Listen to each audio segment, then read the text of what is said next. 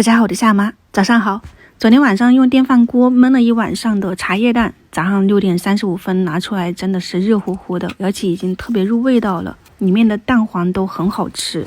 主要做法是昨天大概9点多钟吧，我煮了10个鸡蛋，然后偷吃了一个，放到那个电饭锅内蛋里面，把它敲碎。然后茶叶蛋的那种调料包的话呢，我还是用的我去年吃过的这一个炼茶园的哈，你看一下哈，我给你们打一下字幕，它上面的一些配料。我觉得挺好吃的，去年的这个时候也是煮茶叶蛋吧，你看又1年了，好快呀。我每次都是喜欢把它拆开，里面有生姜，我感觉就冬天热乎乎的哈。你放到那个锅里面，加点盐、生抽、老抽、几颗冰糖，直接淋入开水，因为是要放到电饭锅里面去焖的哈，就用热水开水比较好。我按的是煮饭键，到第二天早上的6点半，你看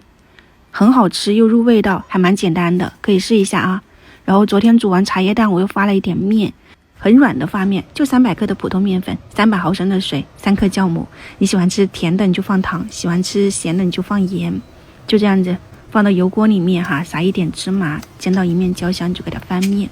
然后我昨天不是没有吃晚饭嘛，我早上起来我就会准备特别的多，感觉自己能吃下一头牛了。这边烧了一锅水，给自己煮一点小米粥喝一喝。同样的煮法，水开下锅，给它小火慢慢的煮10几分钟也就差不多了。这边的第一锅油饼已经出锅了，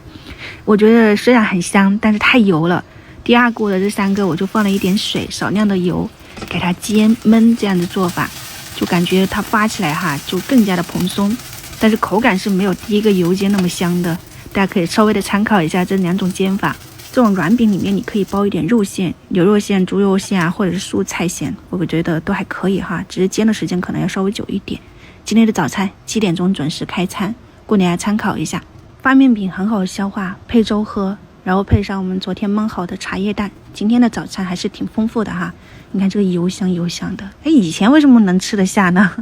我们就先开吃了哈，祝大家生活愉快，晚上再见，拜拜。